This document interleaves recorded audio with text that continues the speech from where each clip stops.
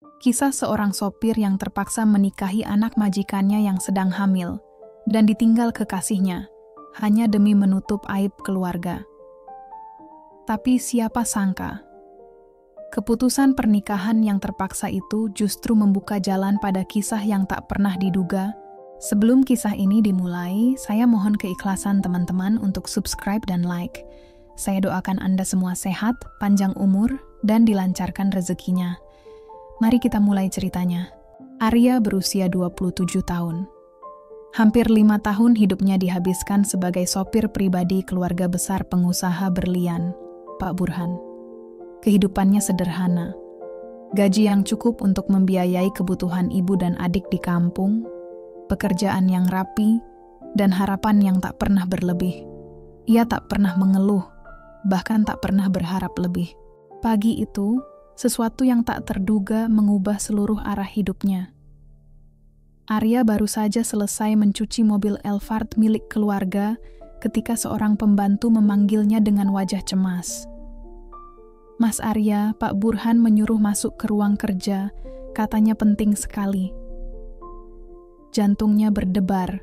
Dalam 5 tahun bekerja, Arya belum pernah diminta masuk ke ruang itu, kecuali untuk mengantarkan kopi. Ia menyekat tangannya, menarik napas dalam, lalu melangkah ke dalam rumah besar yang selama ini hanya ia masuki untuk menjalankan tugas. Di ruangan megah itu, Pak Burhan duduk di kursi besar berlapis kulit. Di sampingnya duduk Ayu, putri tunggalnya, wanita cantik, cerdas, terkenal dingin dan angkuh. Namun hari itu wajah Ayu berbeda. Matanya sembab, kulitnya pucat, dan ia duduk menunduk, seolah menahan beban yang sangat berat. Arya mengangguk hormat saat Pak Burhan memintanya duduk. Suasana hening. Lalu, kalimat yang keluar dari mulut Pak Burhan datang seperti palu godam. "Aku ingin kau menikahi Ayu." Arya terkejut, bingung. "Maaf, Pak." Pak Burhan menghela napas panjang, menatap putrinya sejenak sebelum kembali menatap Arya. Ia berkata pelan namun tegas, "Ayu sedang hamil." Tetapi lelaki yang menghamilinya pergi begitu saja, menolak bertanggung jawab. "Aku tak bisa biarkan nama keluarga ini hancur. Aku butuh seseorang yang bisa menutup aib ini. Dan aku memilihmu." Dunia Arya seakan runtuh. Ia hanya seorang sopir. Mengapa harus ia? Namun tawaran itu datang disertai janji, rumah, usaha, dan masa depan yang lebih layak sebagai imbalan. Syaratnya tegas, menjaga nama baik keluarga, dan tidak seorang pun di luar keluarga boleh tahu. Arya menoleh ke Ayu. Ia tak mengucap sepatah kata pun. Hanya air mata yang menetes dari matanya. Tubuhnya masih menunduk. Mungkin Ayu merasakan bahwa ia kini berada di neraka yang tak terelakkan. Dinikahkan dengan pria yang bahkan tak selevel dengannya. Penolakan membayangi benak Arya, namun ia melihat Ayu menangis. Dalam hati yang tak tega, ia teringat akan keluarganya di kampung yang bergantung pada penghasilannya. Tanpa cinta, tanpa restu hati, Arya mengangguk. "Baik, Pak. Kalau ini harus kulakukan, saya terima." Kata-kata itu menandai titik balik. Hidupnya bukan lagi miliknya sendiri. Ia menjadi suami dari seorang wanita yang tak menginginkannya, demi menutup luka yang bukan kesalahannya. Setelah menyetujui permintaan Pak Burhan, hari-hari di rumah megah itu berubah menjadi ganjil. Suasana menjadi dingin dan canggung, seperti rumah yang menahan rahasia besar. Pernikahan mereka digelar tertutup. Hanya keluarga dekat yang hadir. Semua berlangsung tanpa senyum, tanpa pelukan, tanpa kebahagiaan. Ayu tak menatap Arya, apalagi berbicara. Arya sendiri hanya menunduk di sampingnya, merasa seperti boneka dalam pernikahan yang bukan miliknya. Begitu ijab kabul selesai, Ayu langsung masuk ke kamarnya sendiri. Arya dituntun ke kamar tamu di lantai bawah. Tak ada malam pertama, tak ada kebersamaan. Pernikahan ini hanyalah topeng. Namun, sedikit demi sedikit, Arya mulai mengerti betapa hancurnya hati Ayu di balik semua kemewahan itu. Suatu malam, saat hendak mengambil minum di dapur, Arya melihat Ayu duduk sendirian di ruang makan. wajahnya kosong, mata bengkak. Ia tampak tak menyadari kehadiran Arya. "Ayo," sapa Arya pelan. Ayu terkejut, namun tak marah, hanya memalingkan wajah.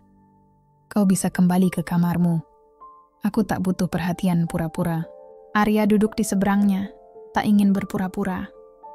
"Aku cuma ingin tahu kabarmu." Untuk pertama kalinya sejak pernikahan, Ayu menatapnya, meski matanya sinis. Ia melepaskan beban yang selama ini dipendam. "Hidupku sudah hancur.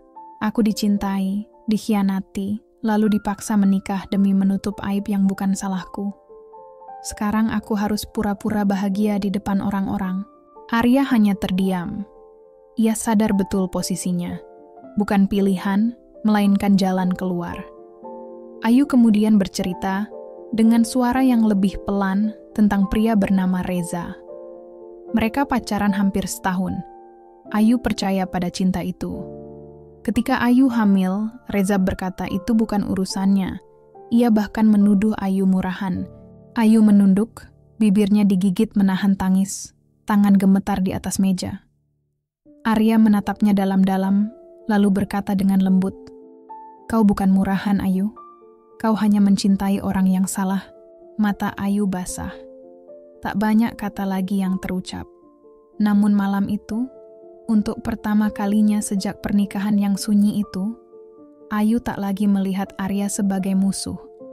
Ia mulai melihatnya sebagai manusia yang memiliki hati.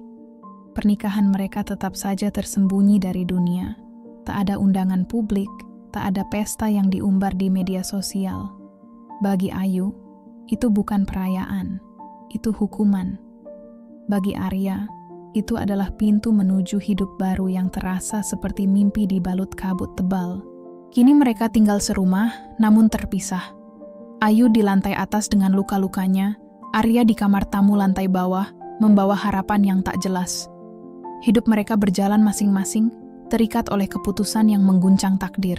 Arya, yang dulu hidup sederhana dan tak berharap banyak, kini memikul tanggung jawab yang tak pernah ia pilih. Menjadi penjaga nama, penanggung rahasia, dan, tanpa ia duga, seseorang yang akan belajar memahami hati seorang perempuan yang terluka. Setiap hari, rutinitas Arya tetap sama. Mengantar jemput Pak Burhan, merawat mobil-mobil mewah, dan menjalankan perintah sekasar apapun. Hanya saja, sejak pernikahan sunyi itu, semua orang di rumah memperlakukannya dengan nada yang sedikit berbeda. Lebih sopan, lebih segan. Nada itu hanya keluar dari mulut. Di balik tatapan mereka, Arya tahu posisinya jelas. Suami kontrak, pelengkap cerita yang harus dipertahankan rapat-rapat. Di meja makan, di koridor, atau sekadar lewat di tangga, Ayu selalu menyisakan jarak. Tatapannya kosong. Ia tak pernah memanggil nama Arya, tak memberi sapaan ringan, bahkan tak menyampaikan permisi.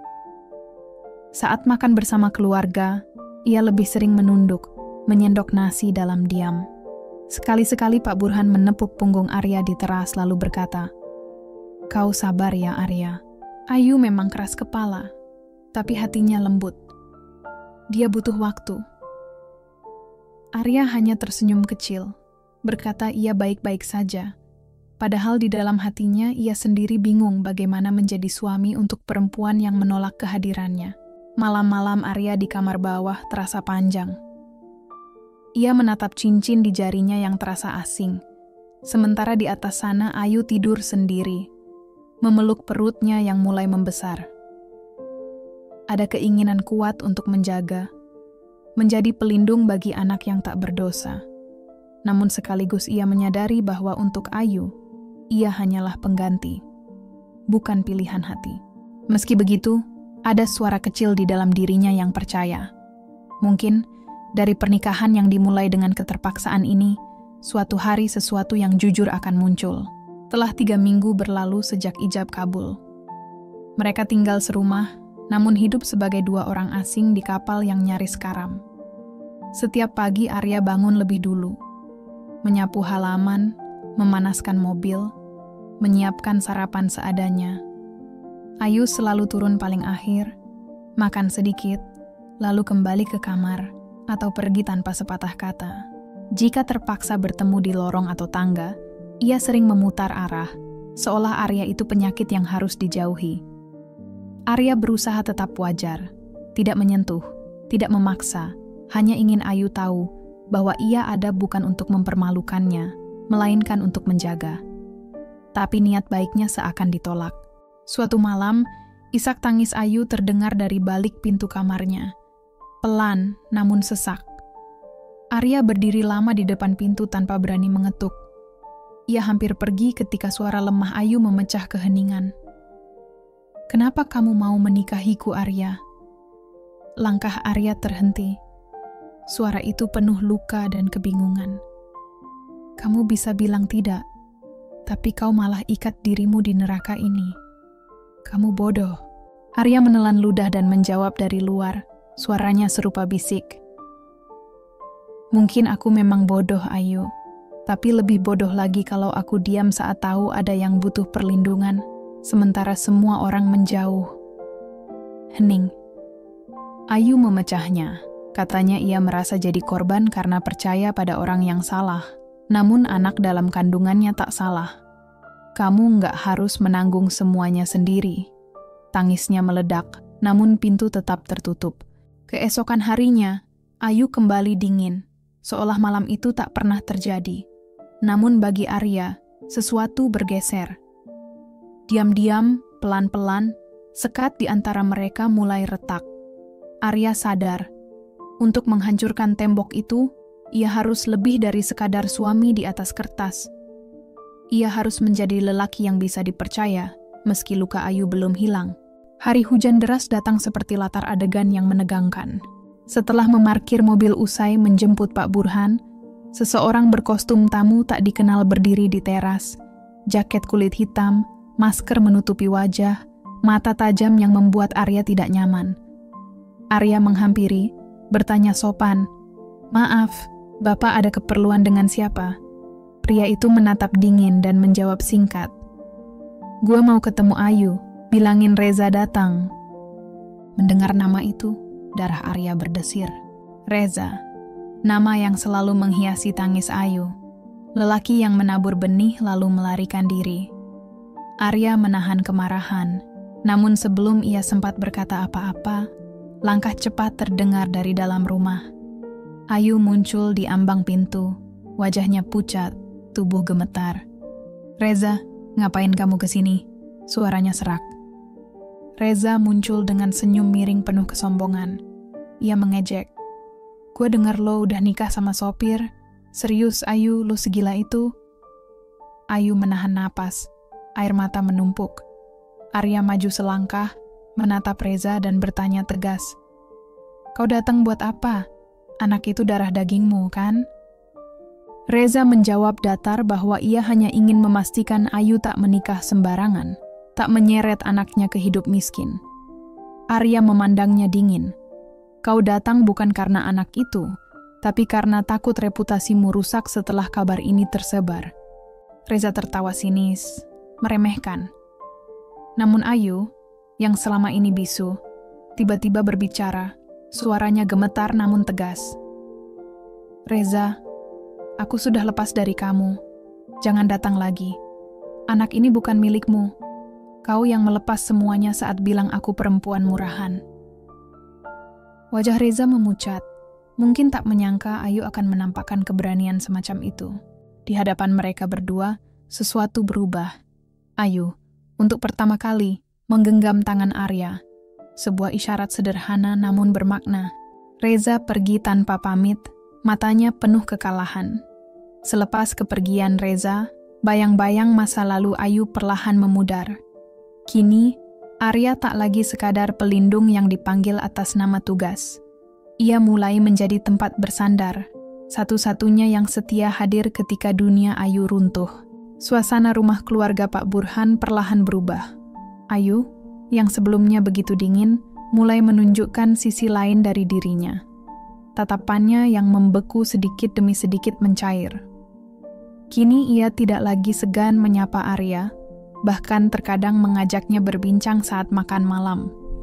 Meski belum sepenuhnya berubah, Ada tanda-tanda bahwa tembok tinggi di hatinya mulai runtuh.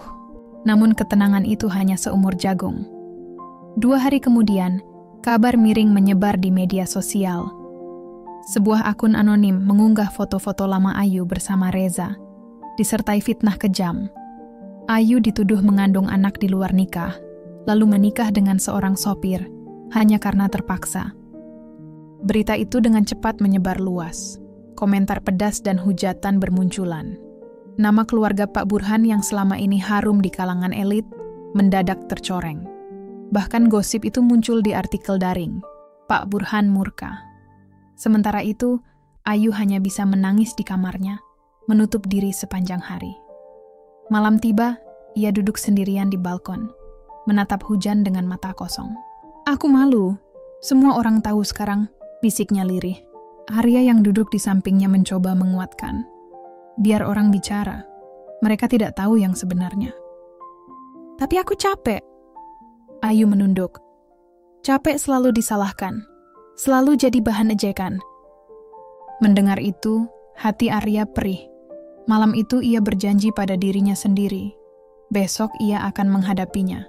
Keesokan harinya, Arya mendatangi Reza di sebuah kafe kecil. Ia tahu betul, Reza adalah dalang dari semua ini. "Berhenti, Reza," ucap Arya datar. "Kamu sudah meninggalkan Ayu. Kamu sudah membiarkan anak ini tumbuh tanpa sosok ayah.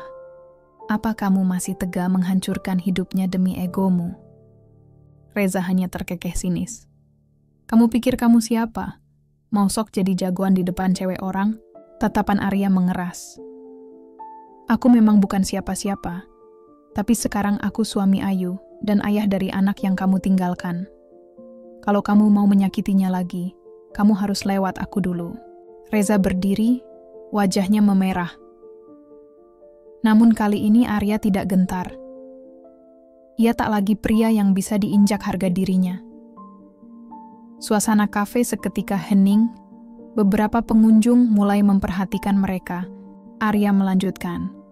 "Kalau kamu terus menyebarkan fitnah, aku akan laporkan ke polisi. Aku punya semua bukti, termasuk rekaman pengakuanmu saat kabur dari tanggung jawab.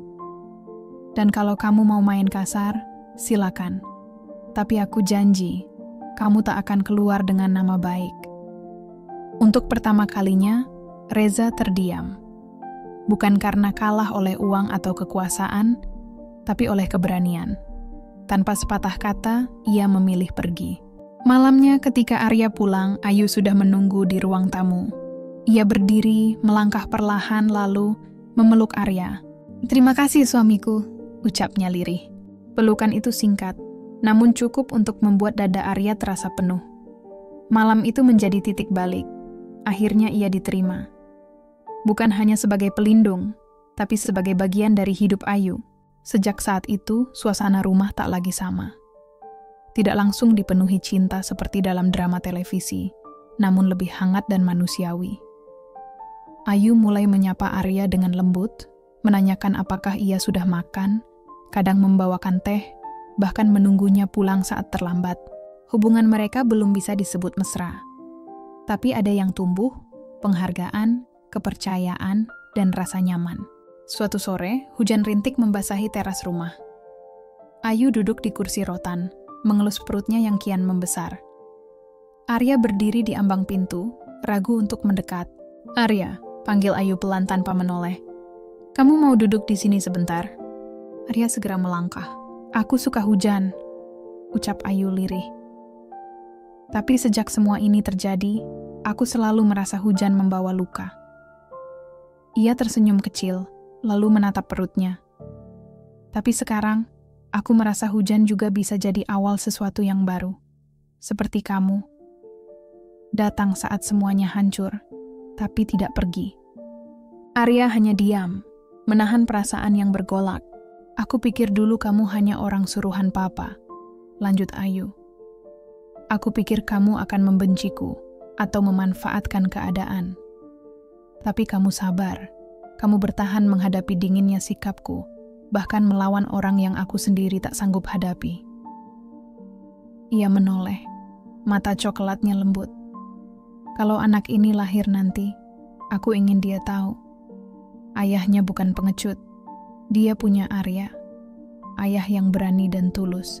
Hati Arya bergetar. Kata-kata itu bukan sekadar ucapan, melainkan sebuah penerimaan. Malam itu, saat Arya menyapu halaman, Ayu datang membawakannya jaket. "Jangan masuk angin," ucapnya sambil tersenyum. Senyum itu bukan lagi basa-basi, melainkan senyum dari hati yang mulai terbuka. Hari demi hari berlalu. Hubungan mereka tak lagi dibangun atas keterpaksaan, melainkan kebersamaan. Ayu kini sering mencarikan Arya, menanyakan kabarnya, menyajikan makan siang, bahkan memintanya menemaninya ke dokter kandungan. Pelan-pelan, hubungan itu mulai tampak seperti sepasang suami istri yang sesungguhnya. Meski belum sempurna, dari tatapan Ayu terlihat jelas, ada sesuatu yang tumbuh. Sesuatu yang mungkin bisa disebut cinta. Dan di tengah segala badai yang telah mereka hadapi, itulah awal dari sebuah keluarga baru. Keluarga yang lahir dari luka, namun tumbuh dengan harapan. Suatu pagi, Ayu berdiri di depan cermin dengan gamis panjang berwarna biru muda. Perutnya yang kian membesar ia elus lembut, lalu senyum tipis tersungging di bibirnya. Dengan suara lirih namun penuh kebahagiaan, ia berkata, "Arya, tadi malam aku bermimpi. Anak kita laki-laki, dia mirip kamu." Arya yang mendengar hanya tertawa pelan. "Kalau mirip kamu, pasti lebih cantik. Kalau mirip aku, mungkin lebih kuat," jawabnya. Keduanya tertawa bersama. Momen sederhana itu, bagi Arya, terasa seperti sebuah keajaiban. Dulu, saat ia pertama kali mengiyakan pernikahan dengan Ayu, tak pernah ia bayangkan bisa mendengar kata "kita". Bukan lagi aku atau anak ini, tapi anak kita. Itu berarti Ayu akhirnya menerima kehadirannya, bukan hanya sebagai pelengkap cerita, tapi sebagai seorang ayah. Beberapa minggu kemudian, ketika usia kehamilan memasuki bulan ke-9, kontraksi tiba-tiba datang di tengah malam. Rumah besar itu mendadak panik. Pak Burhan bahkan tergesa hingga hampir jatuh dari kursinya. Namun Arya tetap tenang. Ia menarik napas dalam-dalam, menggenggam tangan Ayu, dan membawanya ke rumah sakit. Detik-detik menegangkan pun dilalui. Ayu menggenggam tangan Arya begitu erat, menahan sakit yang datang seperti gelombang. Dan ketika tangisan pertama sang bayi pecah di ruang bersalin, air mata Ayu jatuh bersama senyum tipisnya. "Terima kasih, Ayah," ucapnya lirih. Arya mendekap bayi kecil itu dalam pelukan. Bukan anak kandungnya, tapi darah dan tanggung jawabnya kini menyatu di dalam rumah tangga itu. Anak itu bukan hanya titipan, melainkan bagian dari hidupnya. Saat pulang dari rumah sakit, Pak Burhan berdiri di depan pintu, menatap Arya cukup lama. Dengan suara berat, ia berkata, "Kamu bukan cuma menantu. Kamu sudah jadi anakku sendiri, Arya. Terima kasih karena sudah menjaga Ayu dan cucuku." Arya menunduk penuh hormat. "Saya hanya melakukan apa yang seharusnya dijalankan seorang suami, Pak. Rumah yang dulu hanya menjadi tempat kerjanya, kini benar-benar menjadi rumah." Mereka makan bersama, tertawa bersama, bahkan bergantian begadang saat bayi mereka menangis. Tak ada lagi sekat, tak ada lagi canggung. Kini, mereka adalah keluarga. Waktu berjalan cepat, bayi itu tumbuh menjadi bocah kecil bernama Arka. Di usia 1 tahun, matanya bulat, pipinya tembem, tawanya seperti mentari pagi yang menghapus segala kabut dingin. Setiap langkah kecil Arka membawa haru yang mendalam. Arya sadar, kini ia benar-benar menjadi seorang ayah. Ayu pun bukan lagi sekadar istri karena terpaksa, melainkan pendamping yang menguatkan. Mereka dulu dipersatukan oleh keadaan, tapi cinta justru tumbuh dari luka, dari perawatan, dari keberanian untuk tetap bertahan ketika dunia seolah menolak. Suatu malam, setelah menidurkan Arka, keduanya duduk di teras belakang. Hujan rintik turun, sama seperti malam saat mereka pertama kali membuka hati. Dengan kepala bersandar di bahu Arya, Ayu berbisik, "Kalau waktu bisa diputar, aku ingin kita bertemu bukan karena keterpaksaan, Arya tersenyum. Kalau waktu bisa diputar, aku tetap ingin bertemu denganmu, lewat cara apapun. Ayu tertawa kecil, lalu berkata, "Dulu aku pikir kamu hanya sopir. Ternyata kamu pengemudi takdirku." Keduanya lalu terdiam, menikmati suara hujan. Keheningan itu bukan lagi canggung, melainkan ketenangan. Dua orang asing yang dulu dipaksa menjadi pasangan, kini memilih bersama bukan karena keadaan, melainkan karena cinta. Tak lama setelah itu, Arya membuka usaha bengkel kecil di tanah yang diberikan Pak Burhan. Ayu membantu dari rumah, mengelola keuangan dan pemasaran secara online. Perlahan usaha itu berkembang. Orang-orang tak lagi mengenalnya sebagai sopir, melainkan sebagai kepala keluarga, suami Ayu, dan ayah dari Arka. Dan yang paling indah, Ayu kini mencintainya bukan karena terpaksa, melainkan karena melihat siapa Arya sebenarnya. Cinta tak selalu datang dari kisah sempurna. Kadang ia lahir dari luka, dari pahitnya kenyataan, dan dari keputusan berat yang dijalani dengan tulus. Arya, lelaki yang dulu hanya dianggap bawahan, kini berdiri sebagai kepala keluarga, sebagai suami yang dicintai, sebagai ayah dari anak yang dulu bukan darahnya. Dan Ayu, wanita yang dulu hancur oleh pengkhianatan, kini tersenyum karena takdir membawanya ke tempat yang lebih baik. Karena kadang, cinta sejati justru lahir dari jalan yang tak pernah diduga. Terima kasih kamu sudah menyimak cerita ini. Jangan lupa untuk like video ini, subscribe channel kami, agar tidak ketinggalan cerita menarik lainnya. Sampai jumpa di cerita berikutnya.